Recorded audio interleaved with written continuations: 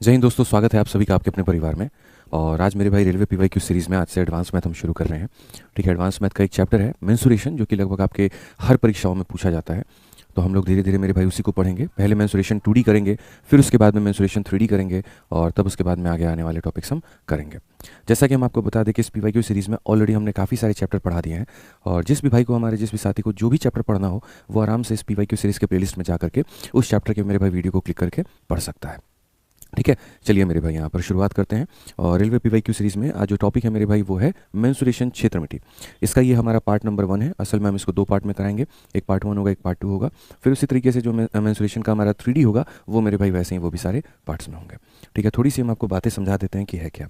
असल में जो ये क्षेत्रमिति है आपका मेरे भाई यहाँ पर, तो क्षेत्रमिति को 2 भागों में बांटा गया है। समझिए, जो क्षेत्रमिति है आपका ना मेरे भाई यहाँ पे, इसको 2 भागों में बांटा गया है। जो भुजाओं और क्षेत्रफल से संबंधित होता है उसे हम 2D में डालते हैं, और जो मेरे भाई आयतन यानी वॉल्यूम से संबंधित होता है उसे हम 3D में डालते हैं।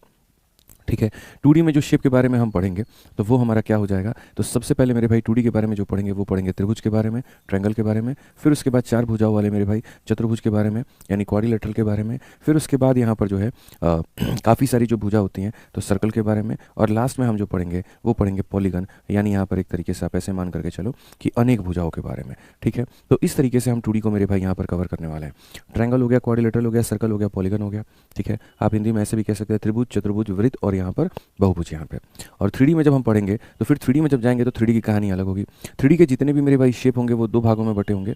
पहला मेरे भाई होगा यहाँ पर प्रिज्म, और दूसरा यहाँ पर जो होगा वो होगा पिरामिड। प्रिज्म और पिरामिड में मेरे भाई सारा का सारा बदलाव रहेगा। ठीक है, और साथ में एक और आ जाएगा जिसको हम अदर के नाम से जानेंगे। अगर हम प्रिज्म के बारे में बात करते हैं तो प्रिज्म के बारे में सबसे पहले बात करें तो सिलेंडर यानी बेलन जो होगा मेरे भाई वो अपने आप में क्या है, तो प्रिज्म है। प्रिज्म का मतलब ये हो गया जिसका टॉप सरफेस और बॉटम सरफेस सेम हो। ठीक, फिर उसके बाद आगे चलेंगे तो पिरामिड के बारे में पढ़ेंगे। पिरामिड क्या होता है मेरे भाई यहाँ पर, जैसे नीचे का अगर मान लीजिए ट्रायंगल है तो सारे के सारे जाकर के एक जगह पर इकट्ठा हो गए। ठीक है, पिरामिड का मतलब होता है कि बेस तुम्हारा कैसा भी हो, सबका जो टॉप है वो एक जगह पर इकट्ठा होना चाहिए। तो यहाँ पर बेस आपका मेरे भाई कैसा भी हो और सबका जो टॉप है वो यहाँ पर एक जगह पर इकट्ठा होना चाहिए। ठीक है, उसके बाद में बेस चाहे आपका कैसा भी हो, अगर हम बात करें सबका जो टॉप है वो एक जगह पर इकट्ठा होना चाहिए। उसी तरीके से बेस चाहे कैसा भी हो, सबका टॉप एक जगह पर इकट्ठा होना चाहिए। तो ये हमारा हो जाता है पिरामिड का। और जो अदर सर्फेसेस होते हैं उसमें हम बोलते हैं स्फेयर, और फिर उसके बाद में मेरे भाई बोलते हैं हेमीस्फेयर, यानी गोला और अर्धगोला। गोला हो गया और मेरे भाई यहाँ पर क्या हो गया, अर्धगोला हो गया। तो मेंसुरेशन का कुल मिलाकर के मेरे भाई यहाँ पर इस तरीके से बंटवारा होता है, एक 2D में और एक 3D में। 2D में भी हमने बता दिया और 3D में भी हमने बता दिया। इसको हम 2 पार्ट में पढ़ने वाले हैं, पार्ट 1 पार्ट 2, और इसको हम 3 पार्ट में हो सकता है पढ़ें। और इस तरीके से हमने अपने टॉपिक को खत्म करना है। तो सबसे पहले शुरुआत करते हैं 2D के पार्ट नंबर 1 की। और इसमें जब शुरुआत करेंगे तो सबसे पहले चीज़ देखिए, ये सारा टॉपिक हमने पढ़ा दिया है, तो प्लेलिस्ट से आपको मेरे भाई सबका लिंक मिल जाएगा। इसमें सबसे पहले अगर हम देखें यहाँ पर तो क्या होगा ज़रा वो देखो। तो इसमें सबसे पहले टाइप नंबर 1 जो होगा वो होगा मेरे भाई यहाँ पर त्रिभुज के बारे में। और त्रिभुज के बारे में क्या होगा ज़रा वो देखिए। असल में त्रिभुज जो होता है वो मेरे भाई 2 तरीके से बांटा जाता है। जो हमने कहा ना कि 2D में हमारी काफ़ी चीज़ें होती हैं वो हमें पढ़ना है, तो आप देखो यहाँ पे। ठीक है, 2D में सबसे पहला चीज़ हमें पढ़ना है त्रिभुज। और त्रिभुज को मेरे भाई 2 तरीके से बांटा जाता है, 2 आधार पर बांटा जाता है। ठीक है, दुनिया का कोई भी त्रिभुज है 2 आधार पर बटेगा। पहला वाला जो होता है वो भुजा के आधार पर बढ़ता है, और दूसरा जो होता है मेरे भाई यहाँ पर कोण के आधार पर बढ़ता है। भुजा के आधार पर 3 प्रकार के त्रिभुज होते हैं, और कोण के आधार पर 3 प्रकार के त्रिभुज होते हैं। अगर हम देखें यहाँ पर तो भुजा के आधार पर 3 प्रकार के त्रिभुज हैं, समबाहु, विषमबाहु, समद्विबाहु। इसका मतलब यहाँ पर क्या है, इसका मतलब यहाँ पर यह है कि अगर आपके मेरे भाई किसी भी त्रिभुज के तीनों भुजाएं बराबर हैं तो उसे समबाहु त्रिभुज यानी इक्विलेटरल ट्रायंगल कहते हैं। ठीक है, अगर किसी भी त्रिभुज का मेरे भाई यहाँ पर 2 भुजा बराबर है तो उसे हम यहाँ पर जो है विषमबाहु त्रिभुज कहते हैं। ठीक है, विषमबाहु नहीं, समद्विबाहु कहते हैं, माफ करिएगा। यहाँ पे समद्विबाहु यहाँ पर कहते हैं कि अगर आइसोस्केलेस ट्रायंगल मेरे भाई यहाँ पर कि कम से कम 2 बाहु जो है वो क्या है, समान है। 2 बाहु जो है वो क्या है, समान है। और विषमबाहु का मतलब यहाँ पर ये होता है कोई भी भुजा किसी के भी बराबर नहीं है, और इसे इंग्लिश में स्केलेन ट्रायंगल कहते हैं। तो यानी भुजा के आधार पर 3 प्रकार के, या तो मेरे भाई यहाँ पर 3 साइड बराबर होगा, या फिर 2 साइड बराबर होगा, या कोई भी बराबर नहीं होगा। 3 साइड बराबर होगा तो हिंदी में मेरे भाई सम बाहु और इंग्लिश में यहाँ पर इक्विलेटरल ट्रायंगल कहते हैं। 2 भुजा बराबर है तो उसे हिंदी में समद्विबाहु और इंग्लिश में आइसोस्केलेस ट्रायंगल कहते हैं। और 3 भुजा में से अगर कोई बराबर नहीं होगा तो उसे हिंदी में यहाँ विषमबाहु और इंग्लिश में यहाँ पर स्केलेन ट्रायंगल कहते हैं। ठीक है, तो यहाँ पर त्रिभुज पहले 2 भागों में बटा, एक मेरे भाई भुजा के आधार पे और एक हमारे सामने कोण के आधार पे। ये 3 भागों में बटा है। तो वैसे ही ये वाली चीज़ भी जो है मेरे भाई यहाँ पर 3 भागों में बटेगी। और ये 3 भागों में क्या बटेगी, कोण के आधार पर। कोण के आधार पर 3 तरीके से होता है। अगर त्रिभुज का कोई एक एंगल 90 से छोटा हो तो, कोई एक एंगल 90 के बराबर हो तो, और कोई एक एंगल 90 से ज़्यादा हो तो। ठीक है, तो सिंपल सी बात है, सबसे पहली बात, अगर उसका सारा एंगल 90 से छोटा होता है तो इस तरह का वो त्रिभुज बनाता है। ये जो थीटा है, यहाँ पर ये जो थीटा है मेरे भाई, इस थीटा को अगर आप 90 से कम मानते हो तो इसे हम यहाँ पर न्यून कोण कहते हैं और इंग्लिश में एक्यूट बोलते हैं। क्या कहते हैं मेरे भाई? न्यून कोण कहते हैं और इंग्लिश में क्या कहते हैं? एक्यूट कहते हैं। ठीक है, अधिक कोण कब होता है? तो मेरे न्यून कोण, ये 90 से छोटा। अगर 90 के बराबर आ गया तो कैसा त्रिभुज बनेगा? तो मेरे भाई ऐसा बनेगा, और यहाँ पर जो थीटा होगा वो क्या होगा? 90 के बराबर होगा। तो इसे हम कहते हैं समकोण और इंग्लिश में मेरे भाई राइट एंगल ट्रायंगल। ठीक है, और जो तीसरा आता है वो आता है हमारा अधिक कोण।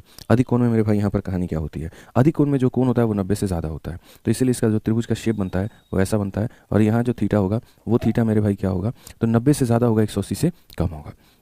ये वाला जो होगा 90 से ज़्यादा होगा, 90 से कम, 90 के बराबर, 90 से ज़्यादा, तीन तरह से कोण के आधार पर बांटे जाते हैं। अब एक एक करके इन्हीं के ऊपर में हमें सारे सवाल पढ़ने हैं और क्वेश्चन हमें लगाने हैं। जो हम आपको करा देंगे उसके बाहर आपके सवाल नहीं आएंगे, तो आप इसके लिए निश्चिंत रहें। ठीक, उसके पहले एक छोटी सी जानकारी हम आपको देना चाहते हैं, और वो जानकारी यहाँ पर क्या है? देखिए, जैसे त्रिभुज जो होता है वो आपका यहाँ पर 3 प्रकार का होता है। ठीक है ना, सबसे पहला होता है समबाहु, फिर होता है विषमबाहु, फिर होता है समद्विबाहु। तीनों का क्षेत्रफल निकालने का अपना तरीका है, और तीनों का क्या तरीका है हम आपको समझा देते हैं। देखिए, छोटी छोटी बातें हैं जो आपको समझने की आवश्यकता है, धीरे धीरे समझ जाएंगे तो दिक्कत खत्म हो जाएगी। तो अभी मैं यहाँ पर जो है इनका क्षेत्रफल निकालने का कंसेप्ट हम आपको समझा रहे हैं, थोड़ा ध्यान दीजिएगा, गौर दीजिएगा, और मुझे यकीन है कि आप यहाँ पर सीख लेंगे। ठीक है, यहाँ पर सीख लेंगे, मुझे पता है। ठीक है,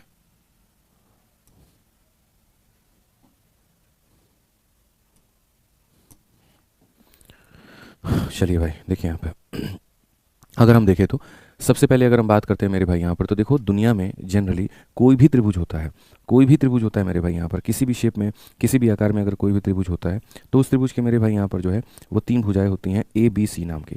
ठीक है, मान लीजिए यहाँ पर ये त्रिभुज है, इसकी तीनों ये भुजाएं हैं, तो सबसे पहले हम उसका अर्ध परिमाप यानी सेमी पेरीमीटर निकालते हैं। और सेमी पेरीमीटर निकालने का जो तरीका होता है वो ये होता है कि तीनों को जोड़ करके हम क्या कर दें? आधा कर दें। तीनों को जोड़ करके क्या कर दें? तो आधा कर दें। इसको हम कहते हैं मेरे भाई यहाँ पर, ठीक है, सेमी पेरीमीटर। अब जब हम अर्ध परिमाप निकाल लेते हैं तो अर्ध परिमाप निकालने के बाद में तब उसका हम क्षेत्रफल निकालने जाते हैं, और क्षेत्रफल निकालने का जो तरीका होता है वो ये होता है रूट अंडर एस, उसके बाद में एस माइनस ए, फिर उसके बाद में एस माइनस बी, और फिर उसके बाद में एस माइनस सी होता है मेरे भाई। समझ में आ गया बात? यहाँ पे ये होता है मेरे भाई कुल मिलाकर के क्षेत्रफल निकालने का तरीका। दुनिया के किसी भी त्रिभुज का अगर आपको क्षेत्रफल निकालना है तो पहले उनके भुजाओं को जोड़ करके आधा कर दो, और फिर उनके बाद में जो उनका एरिया है S into S minus B S minus C कर दो यहाँ पे। ठीक है, क्लियर है ये बात यहाँ पे? अब आ जाइए मेरे भाई यहाँ पर, यही वाला जब आप एक तरीके से मेरे भाई फॉर्मूला लगाते हैं तो यहाँ पर समबाहु त्रिभुज का जो क्षेत्रफल निकल करके आता है वो आ जाता है √3/4 ए स्क्वायर। सेम यही फॉर्मूला मेरे भाई लगता है, बस उसमें फ़र्क क्या होता है? ये ए हो गया, ये ए हो गया, और ये ए हो गया, तो 3a/2 हो जाता है मेरे भाई। और जब सब के अंदर में यहाँ पर ये वैल्यू रखते हैं तो कुल मिलाकर के हमारा जो क्षेत्रफल है यहाँ पर इक्विलेटरल ट्रायंगल का वो इतना आता है। ठीक, सेम मेरे भाई यहाँ पर ये जो फॉर्मूला हम अप्लाई करते हैं, और किस में अप्लाई करते हैं? समद्विबाहु में। समद्विबाहु मेरे भाई यहाँ पर क्या होता है? जिनकी 2 भुजाएं हमारे समान होते हैं, जिनकी 2 भुजाएं हमारी क्या होती है? तो समान होती है। ठीक है, तो उस केस में मेरे भाई वहाँ पर हम लगाते हैं, और जब हम वहाँ लगाते हैं तो हम यहाँ पर क्या कहेंगे? तो यहाँ पर जब इसका एरिया बोलेंगे तो बोलेंगे सर इसका एरिया हो जाएगा, यहाँ देखो, b/4 √4a² minus B square, √4a² minus B square. ये ध्यान रखना, मतलब यहाँ पर यही वाला फॉर्मूला इक्विलेटरल में लगाओगे तो ये एरिया निकल जाता है, और यही वाला फॉर्मूला आइसोस्केलेस में लगाते हो तो ये एरिया निकल जाता है। बी कौन सा भुजा होता है? जो नॉन इक्वल है, और ए कौन सा भुजा होता है? जो इक्वल है। तो b/4 √4a² minus B square. Clear है ये बात? यहाँ पे कोई दिक्कत की बात है, कोई परेशानी की बात है तो बताओ भाई। ठीक है ना, चलो अब आगे बढ़ते हैं, और आगे यहाँ पर इसी के ऊपर में सारे सवाल हम लोग मेरे भाई यहाँ पर देख रहे होते हैं। तो सबसे पहला क्वेश्चन आपके सामने यहाँ पर 1 नंबर में आया आरपीएफ कांस्टेबल में, और वो ये कहा गया कि समबाहु त्रिभुज का क्षेत्रफल ज्ञात करिए जिसकी भुजा 44 है, एरिया ऑफ इक्विलेटरल ट्रायंगल। तो हम सबको मेरे भाई यहाँ पर पता है कि जो क्षेत्रफल अभी हमने पढ़ा वो हमने पढ़ा √3/4, और साइड में क्या हो जाएगा? ए स्क्वायर। तो अगर हम देखें तो हम यहाँ पर कहेंगे √3/4 और भुजा का स्क्वायर करना है। भुजा हमारी कितनी है? 44 है, तो मेरे भाई यहाँ पर 44 इंटू मेरे भाई 44 करना है। अगर हम देखें यहाँ पर तो हम यहाँ पर क्या कहेंगे? तो हम यहाँ पर बोलेंगे सर 4 से काटेंगे कितनी बार में? 11 बार में। अगर हो जाएगा तो 4 है, 4 और 4 8 है, और ये 4 है, 484 √3 जो होगा वो हमारा बिल्कुल सही उत्तर होगा, और 484 √3 ऑप्शन नंबर जो बी है वो हमारा करेक्ट आंसर है। ऑप्शन नंबर जो बी है वो क्या है? बिल्कुल हमारा सही उत्तर है भाई। क्लियर है? कोई दिक्कत की बात है, कोई परेशानी की बात है तो बताओ यहाँ पे। ऑप्शन नंबर ए है। चलिए आ जाइए ऑप्शन नंबर बी की बात करते हैं। अब ऑप्शन नंबर बी में ऑप्शन नंबर कह रहे हैं, क्वेश्चन नंबर बी की बात करो। ठीक है, सिंपल क्वेश्चन था यार, भुजा दिया था, क्षेत्रफल निकालना, तो और क्या ही था उसमें। आ जाओ, प्रश्न संख्या 2 देखो मेरे भाई यहाँ पर क्या होगा। प्रश्न संख्या 2 की बात करें तो उस समबाहु त्रिभुज की भुजा की लंबाई ज्ञात करिए जिसका क्षेत्रफल इतना है। पीछे वाले में क्या दिया था? भुजा का मान, और निकालना क्या था? क्षेत्रफल का मान। इस वाले में क्या दिया है? क्षेत्रफल का मान, और निकालना क्या है? तो भुजा का मान। तो पढ़िए जरा इस सवाल में। ठीक है, find the length of side of equilateral triangle whose area area is इतना। अब यहाँ पर देखो जो क्षेत्रफल का फॉर्मूला होता है वो क्या होता है, तो उसका फॉर्मूला जो होता है वो ये होता है √3/4 a², और ये बराबर होता है किसके, तो बराबर होता है मेरे भाई 4√3 के। अगर हम देखें तो जब हम इसे काटेंगे तो a² का मान हमारे सामने 16 आ जाएगा, और यहाँ पर a का मान कितना हो जाएगा 4, तो जो भुजा का मान है वो कितना है 4। तो ऑप्शन नंबर कौन सा है, डी फॉर देव से ना करेक्ट आंसर है। ऑप्शन नंबर डी फॉर देव से ना करेक्ट आंसर है। क्लियर है ये बात यहाँ पे। आइए चलिए आगे बढ़ते हैं और प्रश्न संख्या 3 को देखते हैं क्या कहा गया।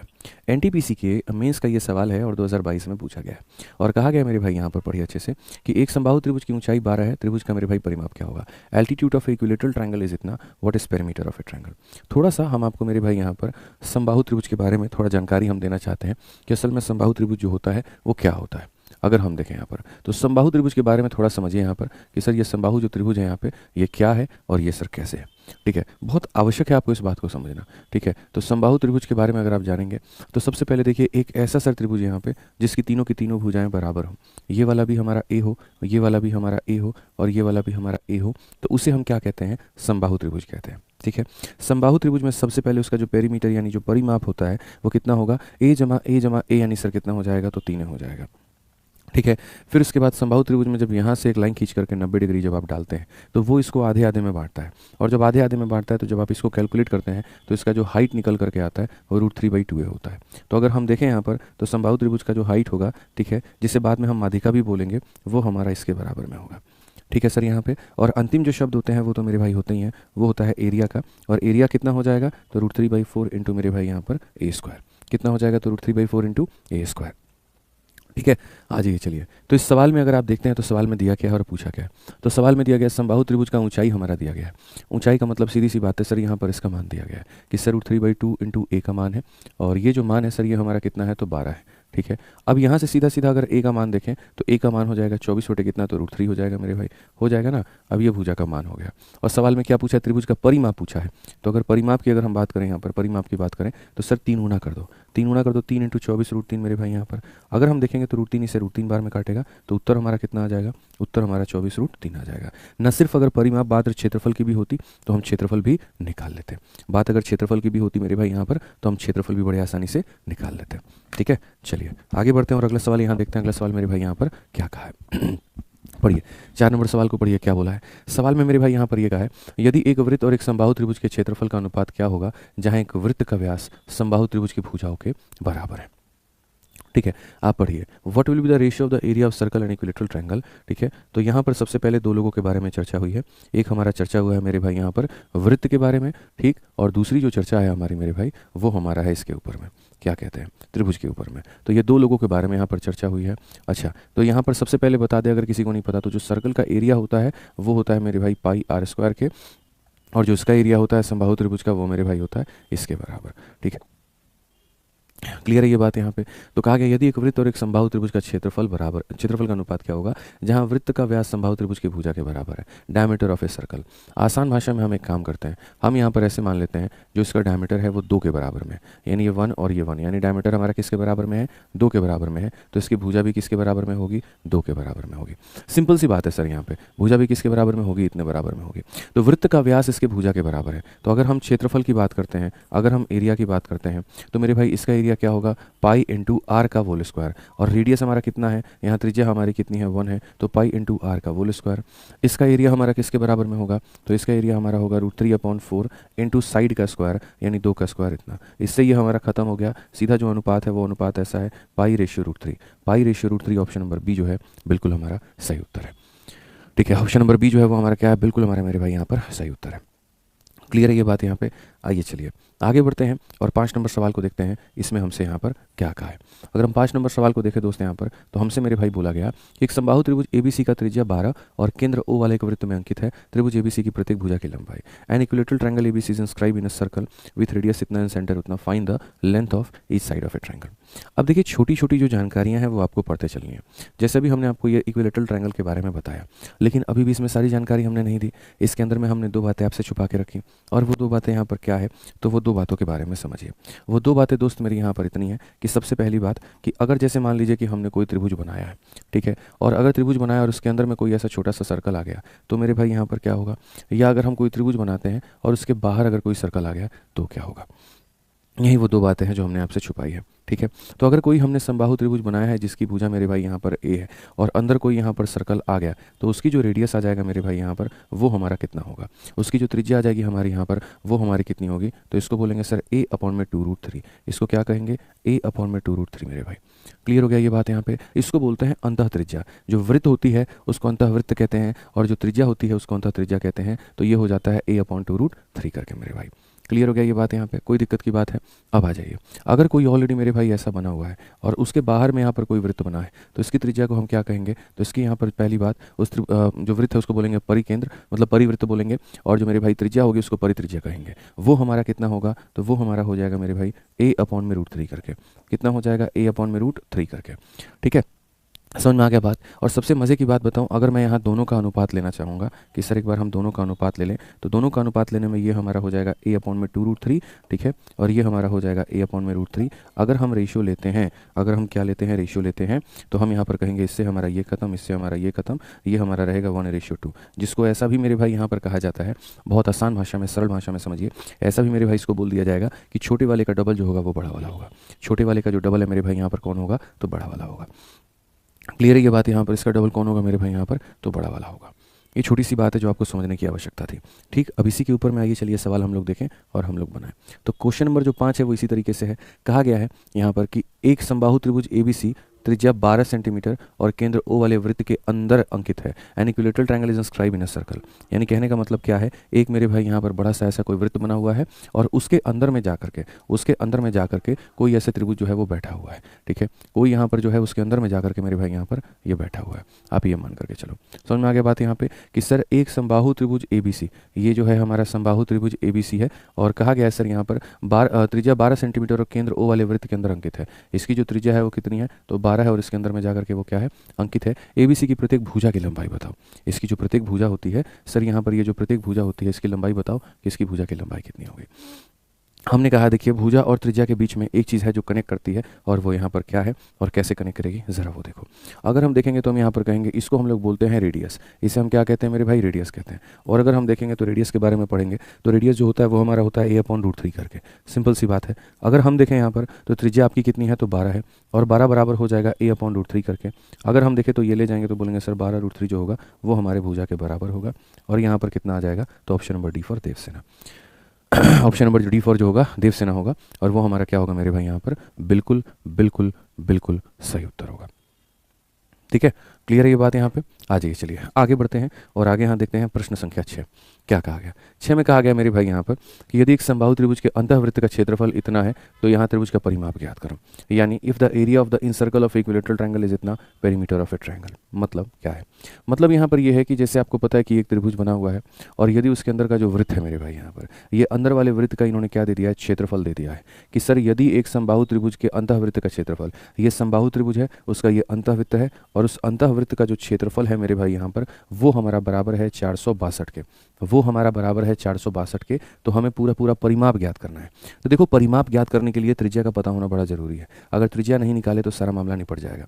तो आ जाओ पहले यहाँ पर रेडियस निकाल दो। तो रेडियस की अगर हम बात करें तो ये हो जाता है सर π/22/7 इंटू हमारा हो जाएगा r का स्क्वायर और ये हो जाएगा हमारा इसके करीब में 22 से अगर हम देखते हैं तो 22 से हमारा 2 बार में 44 है। उसके बाद में मेरे भाई इतना है। अगर हम रेडियस के बारे में देखें तो हम यहाँ पर कहेंगे सर ये 147 है। ये कितना है सर, तो ये 147 है। आप समझिए सर इस बात को लेकर के। ठीक है, अब ये रेडियस का स्क्वायर हमारे सामने इतना आ गया।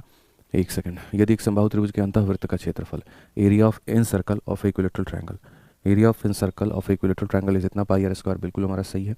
और 22 से मेरे भाई 2 बार में 44 भी हो गया, 22 से एक बार में इतना भी हो गया। ठीक है, तो उसके बाद हमसे कहा गया पेरीमीटर ऑफ ए ट्रायंगल। चलो उसके ऊपर में भी आते हैं।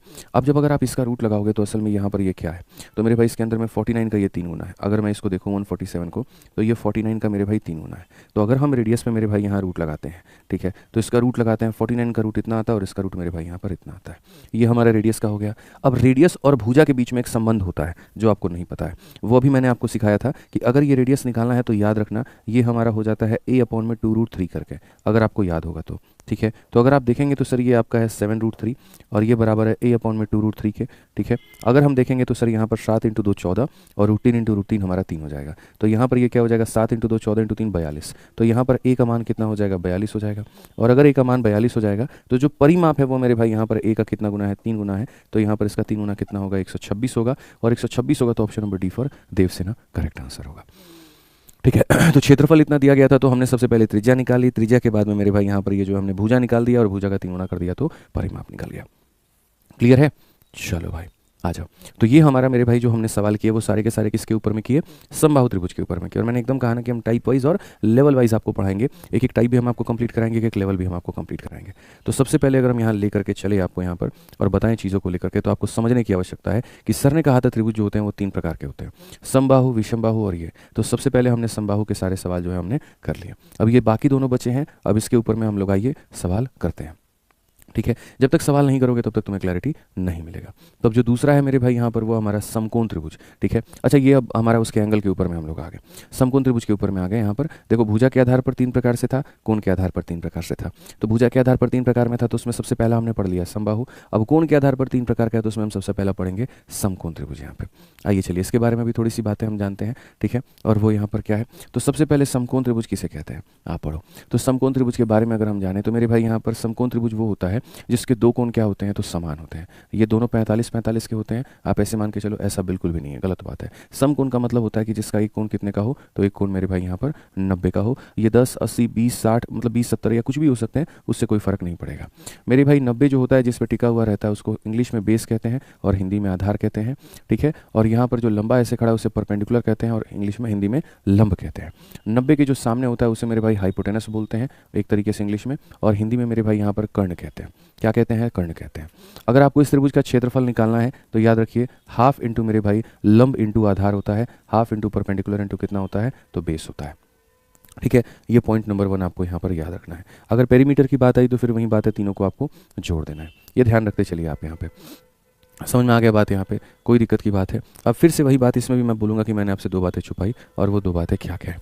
वो 2 बातें मेरे भाई यहाँ पर क्या क्या है, देखिए जैसे कोण के आधार पर एक त्रिभुज के बारे में आपने पढ़ा समबाहु, तो वैसे ये भुजा के आधार पर आपने एक त्रिभुज के बारे में पढ़ा समबाहु त्रिभुज, तो वैसे ही कोण के आधार पर अभी आप एक त्रिभुज के बारे में पढ़ रहे हैं और वो है समकोण त्रिभुज। समकोण त्रिभुज की जनरल परिभाषा इतनी होती है कि अगर क्षेत्रफल निकालना है तो ऐसे कर दीजिए, और बाकी मेरे भाई यहाँ पर इन दोनों का देखो, इन दोनों में पाइथागोरस का थ्योरम भी अप्लाई होता है। और वो क्या होता है यहाँ पे, पाइथागोरस का थ्योरम इनके बीच में, इनके भुजाओं के बीच में ऐसा रिलेशन होता है कि इसके स्क्वायर में इसके स्क्वायर को जोड़ने पर इसका स्क्वायर आता है, यानी परपेंडिकुलर के स्क्वायर में बेस के स्क्वायर को जोड़ने पर हाइपोटेनस का स्क्वायर आता है। और मुझे लगता है कि बचपन में ये पाइथागोरस का थ्योरम लगभग यहाँ पर आपने पढ़ा होगा, लगभग सब ने पढ़ा होगा यहाँ पे कि सर ये पाइथागोरस का थ्योरम है और ये करना है। ठीक है। अब इसमें भी वही 2 बातें आती हैं जो पीछे हमने पढ़ी थी, और वो 2 बातें कौन कौन सी हैं, तो वो 2 बातों में सबसे पहले बात नंबर 1 है कि अगर त्रिभुज के अंदर सर्कल आ गया तो क्या होगा, और अगर त्रिभुज के मेरे भाई यहाँ पर बाहर सर्कल आ गया तो क्या होगा। तो जैसे अगर इसके अंदर में मेरे भाई यहाँ पर सर्कल आ गया तो क्या होगा, और अगर मान लीजिए यहाँ पर इसके बाहर में मेरे भाई आ गया तो यहाँ पर क्या होगा। सारी बातें हैं, तमाम बातें हैं और ये पढ़ने की आवश्यकता है। अगर हम देखें मेरे भाई यहाँ पर, तो इसको हम बोलते हैं ए हो गया, इसको हम बोलते हैं बी हो गया, इसको हम बोलते हैं सी हो गया। तो अगर आर का मान निकालना है तो आप यहाँ पर क्या करेंगे, तो आर का मान निकालना है तो आप यहाँ बोलेंगे सर ये परपेंडिकुलर है, ये बेस है और ये हाइपोटेनस है। तो आर का मान निकालना है तो परपेंडिकुलर प्लस मेरे भाई बेस और माइनस हाइपोटेनस बट्टे में कितना हो जाएगा, 2 हो जाएगा मेरे भाई यहाँ पे, सीधी सी बात है। ठीक है। और यहाँ वाले जो आर का मान निकालना है, ये आर का मान मेरे भाई यहाँ पर जब आपको चाहिए तो आप ऐसे मान के चलिए सर ये पूरा का पूरा हमारा कर्ण है, इसका बस क्या करना है, तो आधा करना है। क्या करना है सर, विकर्ण है तो इसका क्या करना है, आधा करना है। ठीक है मेरे भाई, अगर आप बैच में होते जैसे वीओडी बैच या चैंपियंस बैच, जहाँ पर मेरे पास में पढ़ाने का पूरा बहुत समय होता, तो हम बहुत डिटेल में इसको प्रूफ करके भी समझाते हैं। अब ज्योमेट्री हम 50 घंटा पढ़ाते हैं वीओडी बैच में या लाइव बैच में, समझिए, लेकिन यहाँ पर अगर 50 क्लास पढ़ा दी होते में तो पीवाईक्यू सीरीज़ खत्म हो जाएगा। ठीक है। तो यहाँ ज़रूरी बातें हम समझेंगे, प्रूफ के पीछे बहुत नहीं जाएंगे जो हमारा वक्त बर्बाद करे। हमें बिल्कुल भी उतनी गहराइयों में नहीं जाना, हमें हमारे सटीकता के ऊपर में विश्वास रखना, पढ़ना है बस उसको। ठीक है। कि सर अंदर वाले का वैल्यू ये होता है, बाहर वाले का वैल्यू ये होता है। ठीक, समझ रहे हैं बात को लेकर के। आइए चलिए, तो 7 नंबर सवाल देखिए हमारा मेरे भाई उसी के ऊपर में है। कहा गया एक त्रिभुज का क्षेत्रफल ज्ञात करिए जिसकी 2 भुजाएं हैं, और 2 भुजा कितनी की है, तो 4 सेंटीमीटर की है और 5 सेंटीमीटर की है, और उनके बीच का जो कोण है वो 45 का है। Area of a triangle whose 2 side are 4 and 5 and angle between them is 45। Area of a triangle whose 2 side are 4 and 5 and angle between them is 45। अब ये मेरे भाई एक नॉर्मल सा मेरे भाई यहाँ पर आ गया, कहीं पर किस प्रकार का ये त्रिभुज है कोई भी जिक्र नहीं किया गया। ठीक है, कहीं पर भी नहीं बताया गया कि एक समकोण त्रिभुज है। तो देखो, जैसे आपने मेरे भाई यहाँ पर समकोण त्रिभुज के बारे में ये सारी यहाँ पर परिभाषा जानी, मैं आपको चाहता हूँ कि समकोण के पहले किसी भी त्रिभुज के बारे में एक छोटी सी जानकारी दूँ। देखिए, दुनिया का कोई भी त्रिभुज है, मैं रिपीट करता हूँ, दुनिया का कोई भी त्रिभुज है, अगर यहाँ पर मान लीजिए इसकी दो भुजाएं दी गई हैं और उसके बीच का कोई भी मेरे भाई कोण दिया गया है, ठीक है, उसके बीच का मेरे भाई क्या दिया गया है, कोण दिया गया है, तो याद रखिएगा उसका जो भुजा होगा, उसका जो क्षेत्रफल होगा वो बराबर हो जाएगा मेरे भाई half into A into B into sine theta. Half into A into B इंटू मेरे भाई कितना हो जाएगा, साइन थीटा हो जाएगा। ये सबसे पहले आप इस बात को मेरे भाई अपने मन में डाल करके बैठ जाइए, ठीक है, कि सर दुनिया का हमें कोई भी त्रिभुज मिलेगा, हमें उसका क्षेत्रफल निकालना है, तो हमें half A B sine theta का फॉर्मूला इस्तेमाल करना होगा। अगर ये 30 है तो यहाँ साइन 30 का वैल्यू लिखिए, अगर 45 है साइन 45 का मान लिखिए, अगर 90 है तो साइन 90 का मान लिखिए। इसी कारण यहाँ पर जब ये थीटा का मान 90 हो जाता है और जब मेरे भाई यहाँ पर ये जो है सीधा सीधा ऐसे खड़ा हो जाता है कि सर जब ये थीटा का मान कितना हो गया, 90 हो गया, जब ये सीधा सीधा ऐसे खड़ा हो गया, तब उसके बाद में अगर हम बात करें तो उसके बाद में मेरे भाई यहाँ पर हो जाता है साइन 90, और साइन 90 की वैल्यू कितनी होती है, 1 होती है। साइन 90 का मान मेरे भाई यहाँ पर कितना होता है, तो हाफ ए बी हो जाता है, यानी 1 हो जाएगा। क्लियर है ये बात यहाँ? चलो आ जाओ आगे बढ़ते हैं, और आगे सबसे पहले यहाँ देखें तो क्या कहा गया, एक त्रिभुज का क्षेत्रफल ज्ञात करो जिसकी दो भुजाएं इतनी है, बीच का कोण इतना है। तो हम सबको पता है मेरे भाई उसका जो क्षेत्रफल आएगा वो यहाँ पर क्या होगा, हाफ हो जाएगा। ए की बात अगर हम देखें तो ए हमारा कितना है, तो 4 है। बी की बात अगर हम देखें तो ये हमारा 5 है, और उसके बाद में यहाँ पर साइन 45, तो मेरे भाई यहाँ पर साइन 45, अब साइन 45 का मेरे भाई जो मान आएगा वो कितना आएगा, 1/√2 आएगा। तो यहाँ पर क्या करेंगे, तो 1/√2 हम कर लेंगे। अगर हम देखें यहाँ पर तो हम बोलेंगे सर देखो 2 से काटो कितनी बार में, 2 बार में, √2 से काटो कितनी बार में, √2 बार में, और ये हमारा हो जाएगा मेरे भाई 5√2 के करीब में। और ये क्या होगा, बिल्कुल सही उत्तर option number D for Devsena. इतना सही उत्तर है जिसकी कोई लिमिट नहीं है। ठीक है, आप पढ़ने की चेष्टा रखें, हम आपको पूरा पढ़ाने का मेरे भाई यहाँ पर कोशिश करेंगे। ठीक है, और साथ में एक और बात बता दी, बहुत तरीके से एडवांस मैथ हम यहाँ खत्म कराएंगे। तो जिन भाइयों ने अभी तक चैनल को सब्सक्राइब नहीं किया है वो सब्सक्राइब करके रख दें, क्योंकि जब आप सब्सक्राइब करोगे तभी जब जब हम मेरे भाई यहाँ पर वीडियोज़ आएगी तो उसका नोटिफिकेशन आपको मिल पाएगा। आपकी एक बात से मैं सहमत हूँ यहाँ पर कि सर आप रेगुलर वीडियोज़ नहीं डालते हो, ठीक है, इसलिए कई बार होता है पढ़ाई का फ्लो भी टूट जाता है। लेकिन आपको भी एक बात समझने की आवश्यकता है कि मैं सिर्फ एक डोमेन के बच्चे को नहीं पढ़ा रहा हूँ, मैं इकलौता ऐसा शिक्षक हूँ जो मेरे भाई एसएससी भी पढ़ा रहा है, जो रेलवे भी पढ़ा रहा है, जो स्टेट एग्जाम्स के बच्चों को भी पढ़ा रहा है। अभी देखिए आप यूपी पुलिस आया, दिल्ली पुलिस आया, अभी उनको भी हम पढ़ा रहे हैं। ठीक है, जो मेरे भाई अपने हाथों से ही काफ़ी सारी किताबें खुद लिख करके पब्लिश भी कर रहे हैं यहाँ पे। अभी आप देखो एसएससी के हेडक्वार्टर पे जाकर के धरना देना, सारी चीज़ें करना, वो भी हमने किया। ठीक है, उसके बाद में मेरे भाई इंटरव्यूज़ भी बच्चों के लेना, फिर ऑफलाइन में भी पढ़ाना, बहुत मुश्किल हो जाता है मेरे भाई। मेरा सुबह के 9 से रात का 1 या 2 कब बज जाता है ऑफिस के अंदर में पता भी नहीं चलता है। ठीक है, तो अगर आप सारे के सारे बच्चे सोचेंगे कि हमारा भी क्लास रेगुलर कर दीजिए, हमारा भी रेगुलर कर दीजिए, हमारा भी रेगुलर कर दीजिए, तो ऐसी स्थिति में हम रेगुलर तो करेंगे, लेकिन हम 5 एग्जाम्स की जगह सिर्फ 2 एग्जाम पढ़ाएंगे। फिर एक तरफ एसएससी, एक तरफ रेलवे, बाकी बीच में हम कुछ भी नहीं पढ़ाएंगे, फिर उसमें नुकसान आप ही का होगा। ठीक है, तो समझने की आवश्यकता ना, अगर हम किसी व्यक्ति से बहुत सारी चीज़ों की उम्मीद कर रहे हैं, उसके पास भी 2 ही हाथ हैं, तो वो यहाँ पर कहीं ना कहीं चीज़ें डीले होंगी लेकिन ख़त्म नहीं होंगी, इस बात को मानिए आप। ठीक है, आप अपने जगह पर सिर्फ आप क्या समझ रहे हैं कि हमको जो है वो खाली खाली मेरे भाई अपने रेलवे के लिए पढ़ना है, तो आप रेलवे के आधार पर मेरे से जुड़े हुए हैं। दूसरा बच्चा सीटेट के लिए जुड़ा हुआ है, कोई यूपीएससी के सीसेट के लिए जुड़ा हुआ है, कोई किसी और परीक्षा के लिए हमसे जुड़ा हुआ है, और हर किसी की जो आकांक्षाएं मेरे से जुड़ी हुई हैं। तो ऐसा हम नहीं कर सकते यहाँ पर कि हम सिर्फ एक ही तरह के बच्चों के ऊपर में ध्यान दें और बाकियों को हम भूल जाएं, ऐसा बिल्कुल भी नहीं हो सकता है। ठीक है, तो हफ्ते में 7 दिन रहते हैं दोस्त यहाँ पर, तो 2-3 दिन आपकी रिकॉर्डिंग कर ली, 2-3 दिन उनकी रिकॉर्डिंग कर ली, 2-3 दिन उनकी रिकॉर्डिंग कर ली, सबकी रिकॉर्डिंग चलती रहती है। ठीक है, थोड़ा पेशेंस रखिए, थोड़ी चीज़ें रखिए, सब होगा मेरे भाई, बेहतर होगा और बहुत अच्छे तरीके से आप करेंगे, मैं आपको इतना आश्वासन देता हूँ। ठीक है, बाकी अपना सब्सक्राइब करके रखें, जब भी वीडियो हम डालेंगे नोटिफिकेशन आ जाएगा, आप उससे पढ़ लीजिएगा। ठीक है, आइए चलिए 8 नंबर सवाल में मेरे भाई क्या कहा गया, एक बगीचे के त्रिभुजाकार फूलों की व्यारी का क्षेत्रफल क्या है जिसका परिमाप 20 मीटर और 2 भुजाएं 5 और 6 है। Area of triangular flower bed garden whose perimeter is 20 in 2 side 5 and 6। तो सिंपल सी बात है कि अगर मान लीजिए यहाँ पर इसकी 2 भुजा है, एक भुजा मेरे भाई यहाँ पर 5 है और दूसरी भुजा हमारी 6 है, और पूरा का पूरा जो हमारा जो परिमाप है वो 20 है। तो अगर पूरा परिमाप 20 है तो 6 और 5 है 11, ये हो गया, तो ये कितना हो जाएगा, 9 हो जाएगा। और अगर ये 9 हो जाएगा तो याद करो अभी मेरे भाई हम किसी भी त्रिभुज का क्षेत्रफल निकालना आपको सिखाएं। किसी भी त्रिभुज का क्षेत्रफल कैसे निकालते हैं बताओ। अगर उसकी सारी की सारी भुजाएं समान है तो वो समबाहु त्रिभुज कहलाता है, 2 समान है तो समद्विबाहु कहलाता है, और तीनों में कोई भी समान नहीं है तो वो विषमबाहु कहलाता है। अब ये त्रिभुज की जब हम प्यार भरी नजर से देखते हैं तो हम यहाँ देखते हैं तीनों भुजाएं अलग अलग हैं। तो सबसे पहले याद करते हैं हेरोन्स फार्मूला। हेरोन्स फार्मूला के लिए सेमी पेरीमीटर निकालना होता है, मतलब सबको जोड़ के आधा। 5 हो गया, मेरे भाई 6 हो गया, फिर हमारा 9 हो गया, सबको जोड़ के क्या करेंगे, आधा। तो मेरे भाई 20 का आधा कितना हो जाएगा, 10 हो जाएगा, और 10 हो जाएगा तो जो क्षेत्रफल होगा वो क्या होगा, तो बोलेंगे सर 10 इंटू। ठीक है, अगर हम देखें 10 में से 9 गया तो हमारा 1 हो जाएगा, 10 में से 5 गया तो 5 हो जाएगा, 10 में से 6 गया तो मेरे भाई 4 हो जाएगा। ठीक है, अगर हम यहाँ देखें तो 20 का मेरे भाई 10 गुना कितना होता है, 200 होता है, और 200 का रूट अगर हम करेंगे तो ये 10√2 आएगा। और कौन सा ऑप्शन होगा, option number D for Devsena होगा। कौन सा ऑप्शन होगा मेरे भाई, option number D for Devsena होगा। ठीक है, आ जाइए, चलिए आगे बढ़ते हैं और आगे यहाँ देखते हैं प्रश्न संख्या 9 क्या कहा गया, पढ़िए। कहा गया मेरे भाई यहाँ पर क्रमशः 18 सेंटीमीटर, 17 सेंटीमीटर, 25 सेंटीमीटर है, त्रिभुज का क्षेत्रफल ज्ञात करो मेरे भाई यहाँ पर। यानी यहाँ पर the difference between the semi perimeter, ठीक है, and the side of a triangle are इतना इतना। मेरे भाई ये गलत है, ठीक है। मेरे को लग रहा है यहाँ पर जो है ये वाली जो लाइन है ये गड़बड़ है, इसको हटा दीजिए आप यहाँ से, ये फर्जी लाइन है, इसको इंग्लिश में पढ़ने की जरूरत नहीं है मेरे भाई यहाँ पे, ठीक है। सीधा सीधा मेरे भाई यहाँ पर आपको ये पढ़ना है the side of triangle P Q R are इतना, फाइंड द एरिया। त्रिभुज की मेरे भाई यहाँ पर भुजाओं का मान दिया गया है, क्षेत्रफल पता करना है। तो अगर ऐसा कहानी है तो फिर से वही बात अभी जो है ना उस वाला मेरे भाई कंसेप्ट हम आपको बताएं, सेम काम आपको करना है। सबसे पहले आपको क्या करना है, तो सबको जोड़ करके आधा करना है। यानी आपका एक भुजा 18 है, दूसरा आपका 17 है और तीसरा आपका 25 है, सबको जोड़ करके आधा करोगे। तो अगर हम देखेंगे 18, 17, 35 और 25 मेरे भाई 60, 60 का आधा कितना हो जाएगा, 30 हो जाएगा। अगर 60 का आधा मेरे भाई यहाँ पर 30 होगा तो जो क्षेत्रफल होगा वो हमारा किसके बराबर में होगा, तो क्षेत्रफल हमारा हो जाएगा 30। फिर उसके बाद में 30 में से 18 गया तो 12, 30 में से 17 गया 13, 30 में से 25 गया मेरे भाई यहाँ पर 5 के करीब में, ठीक है। तो अगर हम यहाँ देखें तो हम यहाँ पर क्या कहेंगे, तो अगर हम देखें तो हम बोलेंगे सर समझिए 30 का मतलब हो जाता है 5 × 6, 12 का मतलब हो जाता है 6 × 2, फिर उसके बाद में हो जाता है हमारा 13, फिर उसके बाद में यहाँ पर हो जाता है इतना। अगर हम देखें 5 2 बार है तो रूट लगाओ एक बार आएगा, 6 2 बार है तो रूट लगाओ मेरे भाई एक बार आएगा, और बाकी ये हो जाएगा हमारा कितना, तो ये हमारा 26 हो जाएगा। यानी 30√26 जो होगा वो हमारा क्या होगा, करेक्ट होगा। सर भुजा हमारी क्रमशः 18, 17 और 25 है, तो 18, 17 मेरे भाई 35, 35 और 25 60, 60 का आधा 30, s × s - a, s - b, s - c। तो यहाँ पर ये 5 6 हो गया, 6 2 हो गया, 13 हो गया, 5 हो गया मेरे भाई यहाँ पर। 5 2 बार है तो एक बार, 6 2 बार है तो एक बार 26। बिल्कुल मेरे भाई यहाँ पर 30√26 है, और 30√26 जो होगा वो क्या होगा, बिल्कुल सही उत्तर होगा। जो बाकी सारे के सारे ऑप्शंस दिए गए हैं सबके सब फर्जी हैं, सबके सब गलत है, ठीक है। त्रिभुज की मेरे भाई यहाँ पर जो भुजा है वो इस तरीके से दी गई है, क्षेत्रफल कितना होगा, सारे ऑप्शंस गलत है। इसमें थोड़ा सवाल में भी गलती था जिसको हमने सही किया, और ऑप्शन में भी हमारा गलत है। हाँ जी, चलिए नेक्स्ट क्वेश्चन देखिए, 10 नंबर सवाल यहाँ पर क्या कहा गया। इसमें कहा गया उस त्रिभुज का क्षेत्रफल ज्ञात करिए जिसकी भुजाएं 10, 12 और 18 है, ठीक है। ये भी उसी तरीके से मेरे भाई हो सकता है, सेम। सबसे पहले आप अर्ध परिमाप निकालो। अर्ध परिमाप के लिए मेरे भाई सबको जोड़ो पहले, कि 10, 12, 18 को हम जोड़ करके क्या करेंगे, आधा। 40 का आधा कितना हो जाएगा, 20 हो जाएगा। फिर क्षेत्रफल निकालने के लिए क्या करेंगे, √s हो जाएगा मेरे भाई यहाँ पर, s - a यानी इतना हो जाएगा, s - b यानी इतना हो जाएगा, और s - c हमारा इतना हो जाएगा। अगर हम देखते हैं तो सर ये हमारा क्या हो जाएगा, आप समझिए ज़रा बात को लेकर के। इसका सर पूरा अगर हम रूट निकालें तो हम यहाँ पर ये कह सकते हैं सर ये देखो ये 20 नहीं है, ये 10 × 2 है।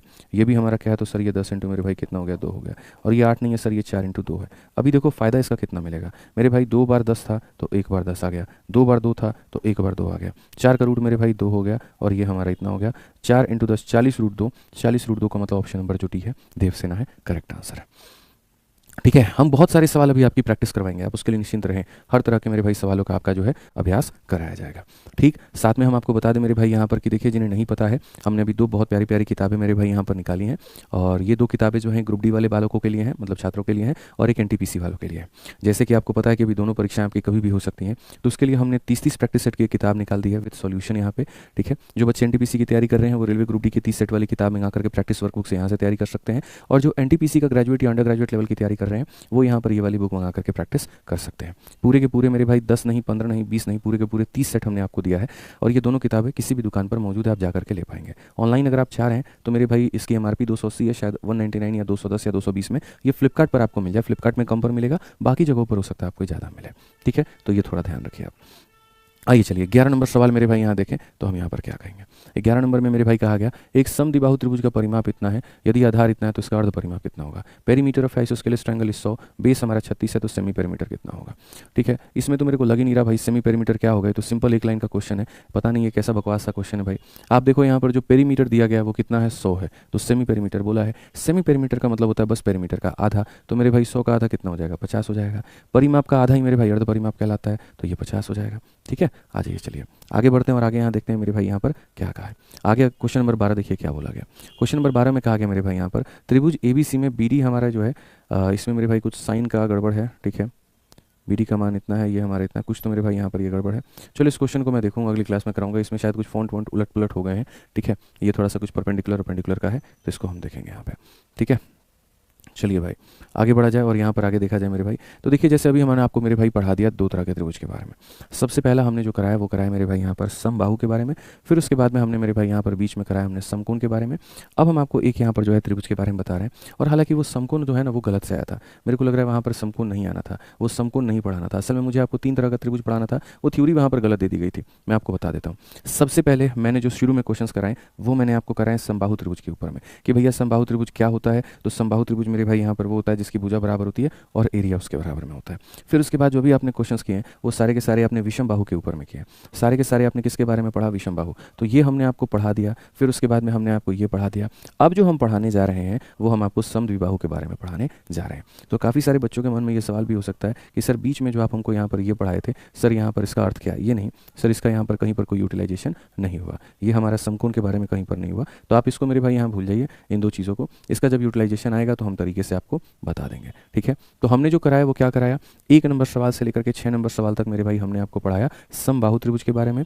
उसके बाद 6 नंबर के बाद में मेरे भाई यहाँ पर जो हमने सवाल कराए आपको वो हमने किसके बारे में कराया वो देख लीजिए भाई। तो यहाँ पर जो 7 नंबर से आगे जो सवाल हमने कराए वो मेरे भाई नॉर्मल ट्रायंगल के बारे में करवा दिया, या यूँ कह लीजिए मेरे भाई यहाँ पर विषम बाहु त्रिभुज के बारे में करा दिया। तो ये जो हमने कराया था जिसके अंदर में हमने बताया कि देखो अगर कोई भी त्रिभुज की भुजा ABC होती है, ठीक है, तो सबसे पहले उसका अर्ध परिमाप निकाला जाता है, और वो अर्ध परिमाप क्या होता है तो मेरे भाई जोड़ करके आधा करना, ठीक है। और फिर उसके बाद में त्रिभुज का क्षेत्रफल निकालने के लिए क्या करेंगे तो √S into S minus A into S minus B into S minus C मेरे भाई यहाँ पर ये करना। और ये हमने किसके बारे में पढ़ा तो बहुत तरीके से मेरे भाई हमने पढ़ा विषम बाहु त्रिभुज के बारे में।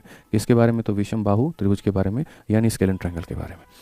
तो पहले हमने पढ़ लिया था मेरे भाई उसके बारे में समबाहु, फिर हमने पढ़ा मेरे भाई विषम बाहु, और अब हम जो पढ़ने जा रहे हैं सारे के सारे देखो विषम बाहु के ऊपर में आपने क्वेश्चंस लगाए, ठीक है। और अब हम जो पढ़ने जा रहे हैं वो मेरे भाई हम जा रहे हैं सम द्विबाहु त्रिभुज के बारे में, यानी जिनकी 2 भुजाएं समान होती हैं, जिनकी 2 भुजाएं समान होती है। और इसके बारे में बहुत तरीके से बताएं कि अगर मान लो जो 2 भुजाएं समान होती हैं उसे हम A का नाम देते हैं मेरे भाई यहाँ पर, और जो समान नहीं होती हैं उसे हम B का नाम देते हैं। तो अगर हम त्रिभुज की यहाँ पर बात करें, अगर हम क्षेत्रफल की बात करें तो क्षेत्रफल हमारा कितना हो जाएगा B/4 into √4A² minus B²। 4A² minus कितना हो जाएगा B² हो जाएगा। ये हमारा है मेरे भाई इसके क्षेत्रफल के बारे में। तो इसके क्षेत्रफल के बारे में है तो आइए चलिए 13 नंबर सवाल देखिए। 13 नंबर सवाल हमसे यहाँ पर क्या कहा है। तो 13 नंबर सवाल में ये कहा गया है कि एक समद्विबाहु त्रिभुज के आधार पर खींची गई ऊंचाई 12 है और मेरे भाई परिमाप 36 है, तो क्षेत्रफल कितना होगा। अब असल में जब आप ऐसे सवाल मेरे भाई तब बना पाते हो जब आपको ट्रिपलेट्स के नॉलेज होते हैं, ठीक है। तो मैं आपको छोटी सी जानकारी दूँ, अगर मान लीजिए यहाँ पर तो ये जो है हमें बताया गया और कितना बताया गया है तो 12 बताया गया है, और कहा गया कि पूरा जो परिमाप है वो हमारा कितना है 36 है। तो बताओ यहाँ पर क्या होगा। अब जैसे कोई भी अगर समकोण त्रिभुज मेरे भाई यहाँ पर होता है, तो कोई भी समकोण त्रिभुज अगर मान लीजिए होगा तो उसके यहाँ पर ये परपेंडिकुलर होता है, ये बेस होता है और ये हाइपोटेनस होता है, और जो 3 मेरे भाई फॉलो करते हैं उन्हें हम ट्रिपलेट कहते हैं। तो यहाँ पर अगर हम देखें तो परपेंडिकुलर हो गया, बेस हो गया और हाइपोटेनस हो गया। तो सबसे पहला और छोटा ट्रिपलेट होता है मेरे भाई 3 4 5, फिर उसके बाद में मेरे भाई होता है यहाँ पर 5 12 13, फिर उसके बाद में अगर हम देखें तो हो जाता है 6 8 और 10 हो जाता है, फिर उसके बाद में हो जाता है मेरे भाई 7 24 25 हो जाता है, फिर उसके बाद में अगर हम देखें तो 8 15 17 हो जाता है। और ऐसे करके काफ़ी सारे ट्रिपलेट होते हैं जो महत्वपूर्ण होते हैं और परीक्षा में आ रहे होते हैं। तो अगर हम इसी में देखें तो 12 जो हमारा ट्रिपलेट बना रहा है वो 5 12 और 13 वाला मेरे भाई यहाँ पर ये वाला ट्रिपलेट बन रहा है। और अगर ये वाला बन रहा है तो हम यहाँ पर देखते हैं हम क्या करेंगे। तो हम बोलेंगे सर अगर ये 12 है तो सर ये हो जाएगा 5 12 और कितना हो जाएगा सर 13। उसी तरीके से सर यहाँ पर हो जाएगा 5 हो गया 12 हो गया और ये कितना हो जाएगा 13 हो जाएगा। क्या सबको जोड़ने पर 36 आ रहा है। तो 13 और 13 26 और 5 और 5 10 36। तो जी हाँ, जो परिमाप है मेरे भाई यहाँ पर वो 36 आ रहा है। और अगर परिमाप 36 आ रहा है तो इसका जो क्षेत्रफल होगा वो हो जाएगा मेरे भाई हाफ इंटू, फिर उसके बाद में आधार जो है वो हमारा 10 है, और फिर उसके बाद में जो ऊंचाई है वो हमारा 12 है। कुल मिलाकर के मेरे भाई कितना हो जाएगा 60 हो जाएगा, और ये हमारा करेक्ट होगा। तो कितना होगा, ऑप्शन नंबर बी जो होगा वो हमारा बिल्कुल सही उत्तर होगा।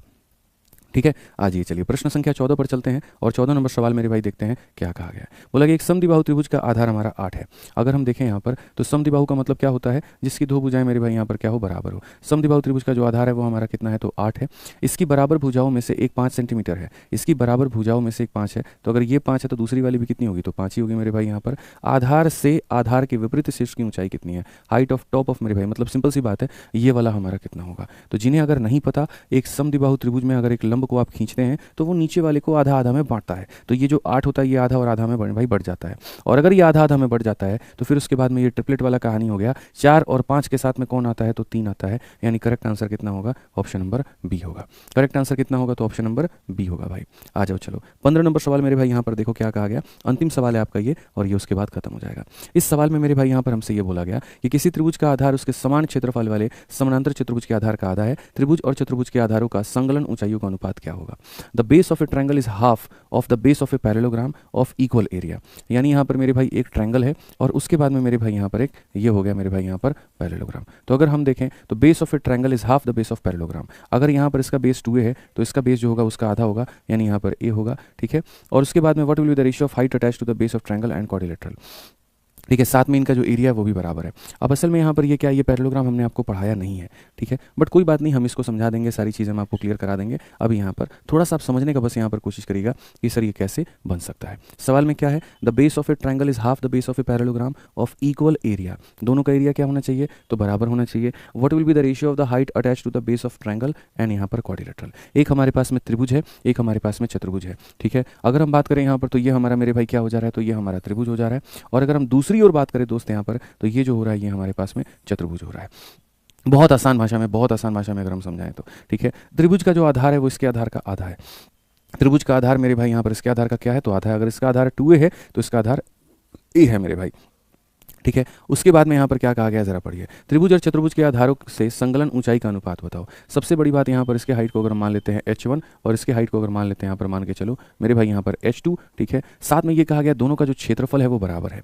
तो क्षेत्रफल बराबर है तो इसका जो क्षेत्रफल होगा वो क्या होगा, देखो कोई भी ट्रायंगल का अगर बच्चे आप क्षेत्रफल निकालते हो तो याद रखना मेरे भाई यहाँ पर जो ट्रायंगल का क्षेत्रफल होता है वो बराबर होता है हाफ इंटू बेस इंटू मेरे भाई हाइट के, ठीक है। और अगर हम बात करें यहाँ पर कोई भी पैरेललोग्राम अगर आप निकालते हैं तो उसका जो एरिया होता है मेरे भाई यहाँ पर वो जो एरिया निकल करके आता है वो खाली होता है बेस इंटू हाइट के।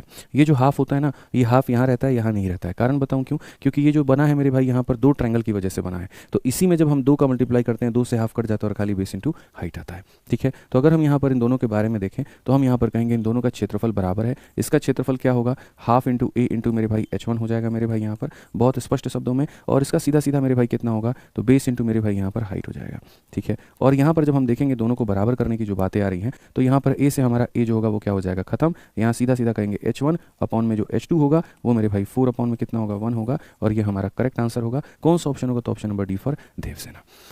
ऑप्शन नंबर डी फॉर क्या हो जाएगा मेरे भाई, देवसेना हो जाएगा। तो इस तरीके से हमारे पूरे के पूरे 15 सवाल होते हैं खत्म। और ये क्षेत्रमिति का मेरे भाई भाग नंबर 1 था। अब जो अगला हम आपको कराएंगे क्षेत्रमिति भाग नंबर 2 कराएंगे, जिसमें थोड़े से और interesting type, interesting concept, interesting question हम रखेंगे और सारी चीज़ों को बहुत बेहतर में हम आपको बनाएंगे। हमारी तरफ से आज के लिए इतना ही है। बाकी मेरे भाई यहाँ पर जो है अगर इसकी PDF आप चाहते हैं तो आप हमारा मेरे भाई टेलीग्राम जो है वो ज्वाइन कर लीजिए। Maths by Aditya Ranjan Telegram है, यहाँ से आपको आज के सेशन का PDF मिल जाएगा और पूर्ण रूप से आप जो है लाभ उठा पाएंगे। बाकी किसी तरह की कोई भी इंक्वायरी हो, कुछ भी हो मेरे भाई, तो कमेंट बॉक्स में जरूर बताइएगा। मिलेंगे एक अगली एपिसोड में एक नए ऊर्जा के साथ में। आज के लिए इतना ही, बहुत बहुत धन्यवाद। जय हिंद।